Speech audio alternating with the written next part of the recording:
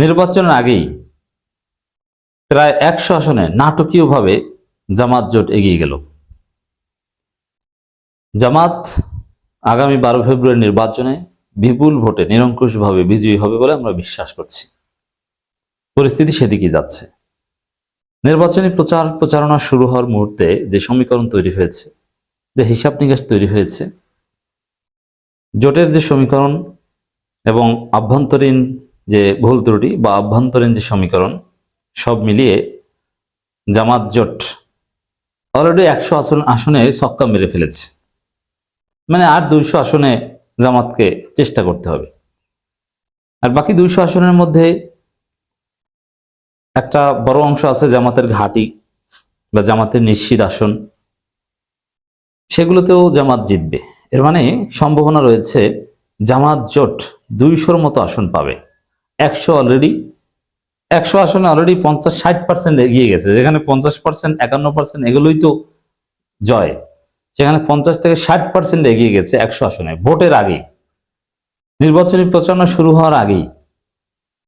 দর্শক, আপনারা তো জানেন যে হাসনাত আব্দুল্লাহর আসনে তো কার্যত বিএনপি নাই। এখন বিএনপি বাধ্য হয়ে হাবিজাবি প্রার্থীকে সমর্থন দিবে। ধানের শীষটাই হাসনাত আব্দুল্লাহর সাথে তো ধানের শীষই পারতো না, তো সেখানে ধানের শীষ বিহীন কি না কি প্রার্থী তারা কি আর করবে? এটা ইম্পর্টেন্ট কিছু না, হাসনাত তো জিতে গেছে। তো এরকম আরো বেশ কয়েক জায়গায় আছে যে জামাত জোটের প্রার্থীরা প্রায় জিতে গেছে। যেমন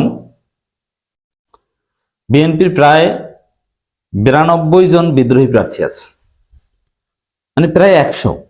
সেমি বিদ্রোহ, হালকা বিদ্রোহী মিলে বা একদম রানিং বিএনপি, তাদের মধ্যে আছে 92 জন।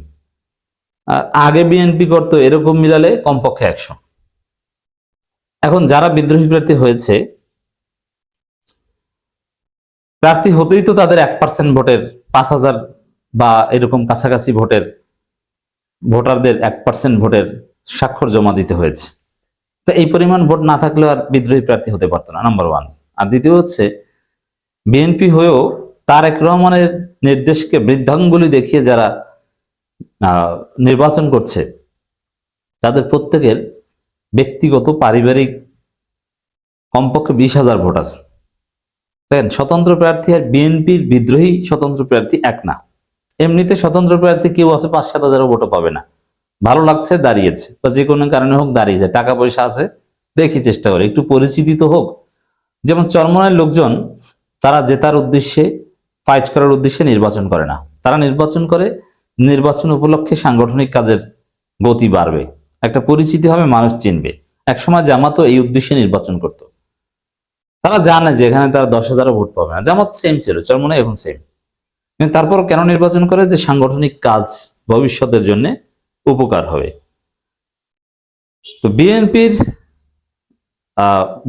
বিএনপির পদ হারিয়ে যারা নির্বাচন করে, তারা এরকম স্বতন্ত্র প্রার্থী না, সাংগঠনিক গতি বা পরিস্থিতি হবে তারা না, তারা এমনিতেই পরিচিত। তারা নির্বাচন করে জেতার জন্য, তারা ফাইট করতে পারবে এবং তাদের বিপুল ভোট ব্যাংক আছে। আমি কয়েকটা উদাহরণ দিই। ব্যারিস্টার রুমিন ফারহানা, কি মনে করেন? ব্যারিস্টার রুমিন ফারহানা এখন জামাত চরমনাই বা জামাত 10 দল দিয়ে জোটের চাইতেও ওখানে রুমিন ফারহানা হিট। রুমিন ফারহানা একজন বিএনপি বিদ্রোহী প্রার্থী। আবার হাসান আল মামুন ভিপি নুরের আসনে, রাশেদের আসনে আর এক বিএনপি। আবার সিলেটে ওবায়দুল্লাহ ফারুকের আসনে এক হেভিওয়েট বিএনপি বিদ্রোহী প্রার্থী। এরকম আরো অনেক বিদ্রোহী প্রার্থী যারা এলাকার যে কোনো প্রার্থীর চাইতে এগিয়ে। যদিও হাসান আল মামুন জামাত প্রার্থীর চাইতে এগিয়ে না, কিন্তু কাছাকাছি ফাইট হবে, অল্প ব্যবধানে জয় পরাজয় হবে। আর ভিপি নুর ওখানে থার্ড হবে। ভিপি নুর কিন্তু আলোচনায় এখন আর নাই, দৃশ্যপটের বাইরে চলে গিয়েছে। এখন এই জায়গায় এই যে বিদ্রোহী প্রার্থী, প্রায় 100 জন বিদ্রোহী প্রার্থী, আমি জাস্ট কয়েকটা উদাহরণ দিলাম। হাসান আল মামুন পটুয়াখালীর, চকসু মামুন সিলেটের, রুমিন ফারহানা ব্রাহ্মণবাড়িয়ার। তো এরকম প্রায় 100 প্রার্থী আছে। আপনারা জাতীয়ভাবে যাদেরকে চিনেন তাদের নাম বললাম। এখানে বিএনপির ভোট একদম ভাগ হয়ে যাবে। বিএনপির এই প্রায় 100 বিদ্রোহী প্রার্থীতে 92 জন বিদ্রোহী প্রার্থী বিএনপির ভোট অর্ধেক করে দিবে, অথবা প্রায় অর্ধেক করে দিবে। বা 3/1 নিয়ে যাবে কমপক্ষে, আর অর্ধেক বা অর্ধেকের বেশি বা আরো বেশি নিতে পারলে তো জিতেই যাবে, এবং অনেকে বাস্তবেও জিতে যাবে। তো এই জায়গায় বিএনপি তো অলরেডি 100 জায়গায় মারা খেয়েছে, এই 100 জায়গায় জামাত এগিয়ে গেছে।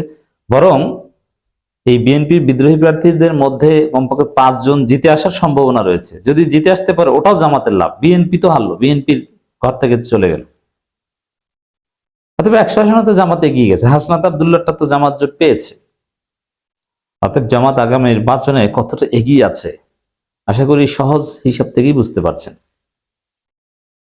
সেখানে বাকি যে 200 আসন, তার মধ্যে দেখেন সাতক্ষীরার 4টা আসনে জামাত জিতে যাবে চোখ বুঝে।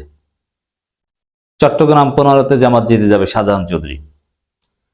বগুড়ার নূর মোহাম্মদ আবু তাহের থেকে শুরু করে একটা বড় সংখ্যক, বগুড়ার কমপক্ষে অর্ধেকের বেশি জামাত প্রার্থী জিতবে। রাজশাহী, চাঁপাইনবাবগঞ্জ, রংপুরের 80% থেকে 90% আসন জামাত জিতবে। রংপুরে বিএনপি 2-1টা পেলেও পারে, নাও পেলে, সব গড়ে জামাত জিতবে। গড়ে জামাত যদি রংপুরের কোনো আসন হারায় ওটা জোটের দুর্বলতার কারণে হারাতে পারে, নইলে রংপুর মানে জামাত, জাতীয় পার্টির কোনো খাওয়া থাকবে না। আর ওখানেও বিএনপির ভোট তো জাতীয় পার্টি অনেকটা খেয়ে ফেলবে, আবার জাতীয় পার্টি আলাদাভাবে জেতার বাস্তবতা নেই। আর জামাত ভোট ওটা জাতীয় পার্টি আওয়ামী লীগ কিছু না, এটা আলাদা। অতএব বুঝেন যে জামাত জোট যে 200 আসন নিয়ে ক্ষমতায় আসতে পারে যদি ফেয়ার ইলেকশন হয়, যদি ইঞ্জিনিয়ারিং করে জামাতকে কমিয়ে দেওয়া না হয়, মেটিকুলাস ডিজাইন কোনো খেলায় জামাতকে কমানো না হয়। মেটিকুলাস ডিজাইন করা হোক, যা করা হোক, জামাতকে ফার্স্ট বানাতে হবে বাস্তবতা। কিন্তু যদি এরকম না কমিয়ে দেয়, জামাত জোট যে জিতবে বা তাদেরকে জিততে হবে, এটা স্পষ্ট হচ্ছে। তো দর্শক, বিএনপি এলোমেলো, তারেক রহমানের কথা বিএনপি নেতারা শুনে না। অনেকে ভেবেছেন যে লন্ডনে বসে বলেন শুনবে না, তো দেশে এসে বললে মনে হয় শুনবে। কে শুনে? বিএনপির মারামারি কমছে না, চাঁদাবাজি কমেছে না, অন্তর্দ্বন্দ্ব বা নিজস্ব কামড়াকামড়ি কমেছে? কিছুই তো কমেনি।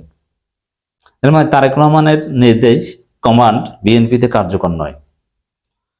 এখন বিএনপি এলোমেলো হয়ে বহিষ্কার করছে, শুধু বহিষ্কার করছে, বহিষ্কার চলছে। আরে এখন বহিষ্কার হওয়া তো ভালো। এখন বিএনপির বিদ্রোহী প্রার্থীরা যারা বহিষ্কার হয়েছে, এটা তাদের জন্য একটা অ্যাডভান্টেজ, তাদের জেতার সম্ভাবনা বাড়ছে। বিএনপি সর্বশেষ প্রায় 59 জনকে বিদ্রোহী প্রার্থীকে বহিষ্কার করেছে, এর আগে তো অনেককে বহিষ্কার করেছিল। এখানে সমস্ত বিদ্রোহীরা বহিষ্কার, এবং কমিটি স্থগিত করে দিয়েছে, কারণ কমিটি বিদ্রোহী প্রার্থীর পক্ষে কাজ করে। যেমন হাসান আল মামুনের এলাকায়, বিভিন্ন এলাকায় বিএনপির কমিটি স্থগিত করে দিয়েছে। কমিটি স্থগিত করে দিয়েছে, তাহলে তো আর ভালো কেন?